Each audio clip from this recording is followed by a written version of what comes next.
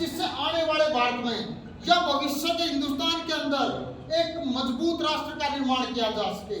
उन्होंने फालतू की बकवासबाजी जो आज सोशल मीडिया और मीडिया के माध्यम से भारतीय जनता पार्टी और आरएसएस करती है, उस तरह की बातें उनके टाइम नहीं होती थी। उस समय जितने भी हमारे क्रांतिकारी रहे हैं, जितने भी हमारे जो देशभक्त रहे थे, उन सब की सोच सिर्फ एक ही थी कि हम जिस गर्भ से इस देश को निकाल के लेकर आए, आने वाली जो युवा पीढ़ी है उसको एक मजबूत राष्ट्र सौंप सके, ताकि हम आज भविष्य में अपनी जो आगे की पीढ़ियां हैं उनको एक मजबूत राष्ट्र जब हम देंगे तो हमारे देश का नाम, हमारे देश का स्थान पूरी दुनिया में ऊंचा होगा। तो वो सोच उन लोगों की होती थी। उसी को ध्यान में रखते हुए नेहरू जी ने बहुत सारी ऐसी योजनाएं बनाई, बहुत सारे ऐसे कार्यक्रम चलाए जिनकी बदौलत आज भारत चाहे खाद्यान्न के मामले में हो, चाहे दूध के मामले में हो, चाहे किसी उद्योगों के मामले में हो, हर जगह काफी अग्रणी रहा है। आप सब ने देखा था जब देश आजाद हुआ था तो उस समय सिर्फ हम आजाद नहीं हुए थे, हमारे साथ और भी राष्ट्र आजाद हुए थे। उन राष्ट्रों के हालात देख लो और आज हिंदुस्तान के हालात आप देख लो, तो आप सबने पता है हम इस मुकाम पर पहुंचे। आज हम इस मुकाम पर पहुंचे हैं तो उसका पूरा का पूरा श्रेय हमारे प्रथम प्रधानमंत्री श्री जवाहरलाल नेहरू जी को जाता है। उस समय के हालात आप सबने पता है कि कितनी सारी रियासतों, छोटे छोटे टुकड़ों में हमारा देश बटा हुआ था। उसके बावजूद जो हमारी नई सरकार बनी, उस नई सरकार ने कितना जबरदस्त काम किया होगा कि पूरे देश को भी इकट्ठा किया और देश को मजबूत भी बना कर दिया। लेकिन आज आपको लगभग शायद ही कोई ऐसा व्यक्ति यहाँ होगा जिसने भारतीय जनता पार्टी की तरफ से जो इनके बारे में फैलाया जाता है, जो झूठ फैलाया जाता है, ना सुना हो।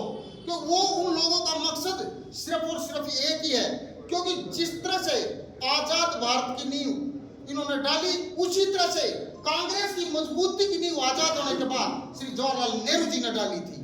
क्योंकि उन लोगों का आप मकसद सिर्फ और एक ही था। आप सब ने पता है आरएसएस और कांग्रेस ये ज्यादा इनमें डिफरेंस नहीं है।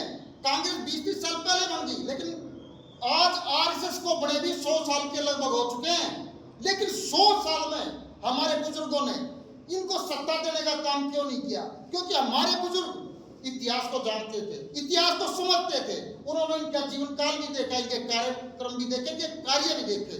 लेकिन आज की जो हमारी युवा पीढ़ी है वो इतिहास में नहीं जाती, ना इतिहास को समझना चाहती है, ना इतिहास को पढ़ना चाहती है। वो सिर्फ जो सोशल मीडिया का इतिहास है और संघ का जो झूठा और भ्रामक प्रचार है सिर्फ उसके अंदर जाती है और झूठ को ही पकड़ कर वो समझ लेती है सच है ये, जबकि ये सच्चाई नहीं है। यदि हमारी युवा पीढ़ी को सही मायने में हम इतिहास पढ़ाना शुरू करें, इतिहास समझाना और इतिहास बताना शुरू करेंगे, तो बीजेपी के ऊपर और संघ के ऊपर आज भी हमारे बुजुर्गों की तरह तू ही करेंगे। ये सच्चाई है। आज इसलिए यदि आप लोगों को इस देश की विचारधारा, क्योंकि इस देश की विचारधारा शांतिप्रिय विचारधारा है, शांति की विचारधारा है, भाईचारे की विचारधारा है, यदि इसी विचारधारा को, इस कांग्रेस की विचारधारा को, उस देश की विचारधारा को हमने जीवित रखना है, तो अपने बच्चों को, अपनी आने वाली पीढ़ियों को कांग्रेस का इतिहास नहीं, इस देश का इतिहास बताना होगा। इसलिए कि हमारे राजनेताओं का, हमारे जो क्रांतिकारियों का इतिहास बताना होगा, इस देश की गौरव गाथा को बताना होगा, इस देश की जो हमारी एक एक पीढ़ी ने जो योगदान दिया है उसका योगदान बताना होगा। तब जाकर वो सही मायने में इसको समझ पाएंगे।